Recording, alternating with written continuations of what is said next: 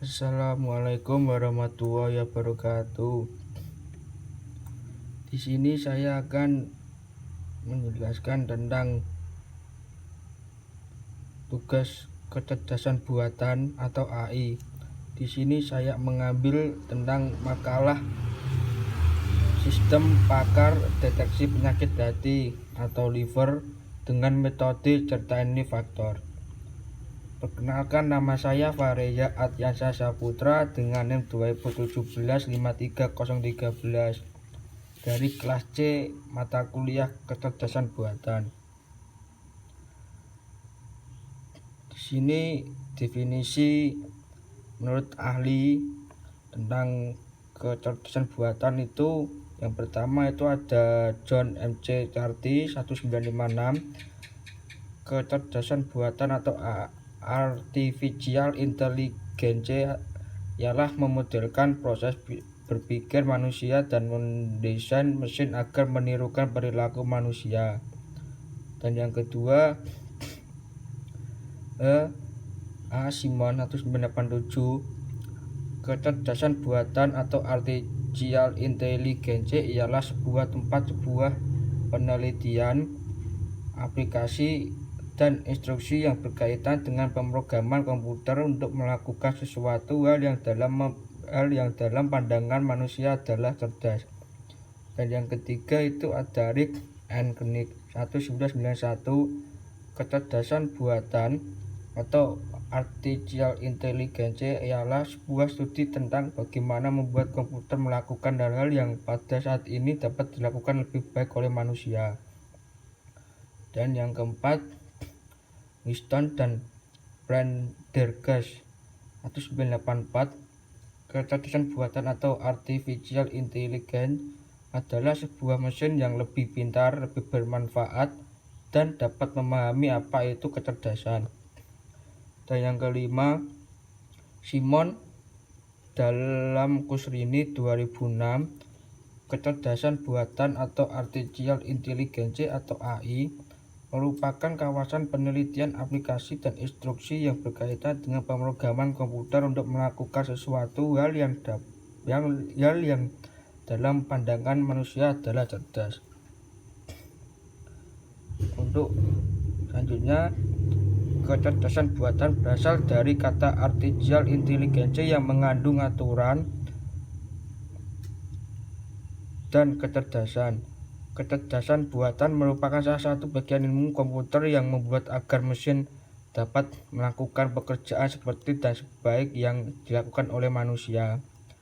Aplikasi kecerdasan buatan terdiri dari dua bagian utama, yaitu harus dimiliki diantaranya: A. Basis pengetahuan atau knowledge base, berisi fakta-fakta, teori, pemikiran, dan hubungan antara satu dengan yang lain. Yang kedua itu motor inference atau inference engine, yaitu kemampuan menarik kesimpulan berdasarkan pengalaman. Kunci dari Artificial Intelligence yaitu adanya pengetahuan berupa fakta-fakta, konsep-konsep, teori, prosedur, dan hubungan-hubungan yang didapat dari proses pendidikan dan latihan. Kecerdasan buatan akan menggunakan basis pengetahuan sebagai dasar penarikan kesimpulan oleh komputer, sehingga komputer akan mampu mengambil kesimpulan dan memutuskan suatu keadaan dan relasinya sesuai dengan yang dituliskan dalam basis pengetahuan. Sudut pandang kecerdasan buatan. Sudut pandang kecerdasan buatan akan membuat mesin menjadi cerdas atau mampu berbuat seperti apa yang dilakukan oleh manusia. Sebuah studi tentang bagaimana membuat komputer melakukan hal-hal yang pada saat ini dapat dilakukan lebih baik oleh manusia. Yang kedua, sudut pandang penelitian. Kecerdasan buatan adalah studi bagaimana membuat komputer dapat melakukan sesuatu sebaik yang dilakukan manusia. Yang ketiga, sudut pandang bisnis. Kecerdasan buatan adalah kumpulan peralatan yang sangat powerful dan metodologis dalam menyelesaikan masalah bisnis. Yang keempat, sudut pandang pemrograman. Kecerdasan buatan meliputi studi tentang pemrograman simbolik, problem solving, dan pencarian. Yang selanjutnya itu metode certainty factor. Certainty factor atau faktor kepastian adalah suatu metode untuk membuktikan apakah suatu fakta itu pasti ataukah tidak pasti yang berbentuk metrik yang biasanya digunakan dalam sistem pakar. Metode ini sangat cocok untuk sistem pakar yang mendiagnosis sesuatu yang belum pasti. Konsep dari Joseph Giarratano 2004. Certainty factor memperkenalkan konsep keyakinan dan ketidakyakinan, kemudian diformulakan dalam rumusan dasar sebagai berikut. CF itu certainty factor. P, E sama dengan MB, P, E dikurangi MD, P, E.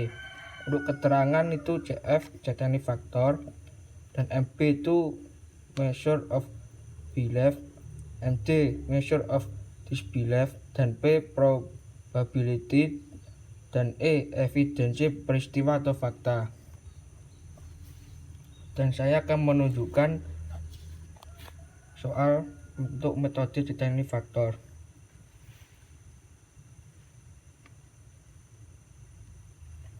Nah, berikut ini adalah deskripsi beberapa kombinasi certainty factor terhadap berbagai kondisi. Rumus certainty factor untuk kaidah dengan premis tunggal CH HE sama dengan CF atau rule pakar CF E atau user. Yang kedua untuk yang kedua rumus certainty factor untuk kaidah dengan premis menjemuk CF A and B sama dengan minimum CF A CF B CF rule. Dan ini contoh kasusnya, itu gejalanya ada apakah muncul benturan keras di area bawah tulang rusuk bagian sisi kanan, dan itu selanjutnya ada gejala berikutnya.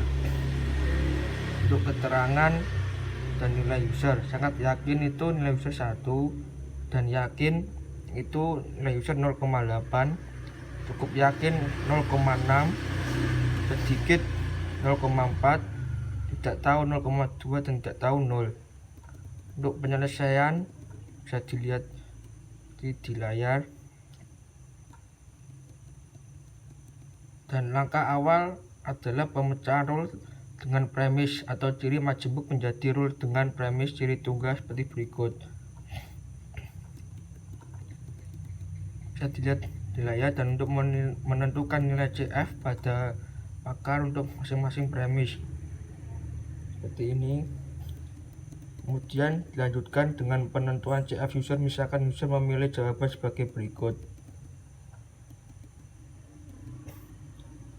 Rule yang baru tersebut kemudian dihitung nilai CF pakar dengan CF user menggunakan persamaan CF HE sama dengan CF E kali CF rule sama dengan CF user kali CF pakar. Dan untuk tabelnya saya dilihat seperti di sini. Dan langkah yang terakhir adalah mengkombinasikan nilai CF dari masing-masing rule, kombinasikan CF sampai CF8 dengan persamaan. Bisa dilihat seperti ini. Dan untuk setelah selesai presentasi keyakinan, dan setelah saya hitung tadi CF combinate kali 100% sama dengan 0,928291029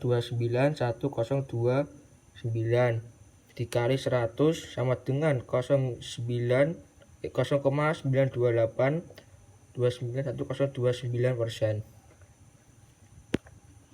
Kita kembali ke PowerPoint.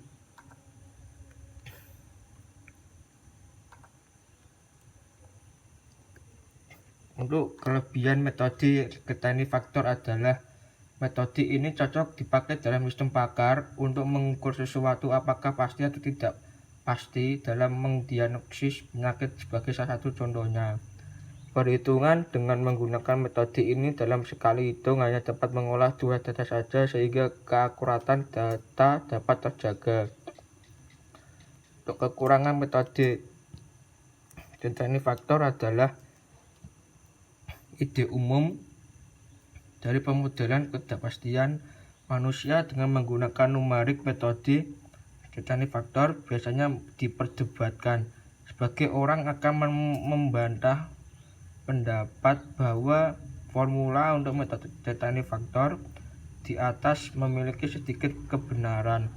Metode ini hanya dapat mengolah ketidakpastian atau kepastian hanya 2 data saja. Perlu dilakukan beberapa kali pengolahan data untuk data yang lebih dari 2 buah. Dan untuk kesimpulan, alternatif yang diambil dalam mengidentifikasi suatu penyakit yang tepat dengan determinis faktor. Metode ini membantu dalam menentukan keputusan di mana informasi data-data gejala yang ada serta gejala yang timbul pada seseorang akan sangat penting. Informasi gejala yang timbul pada seseorang akan memberikan nilai tingkat keyakinan pada gejala. Sekian dan terima kasih. Assalamualaikum warahmatullahi wabarakatuh.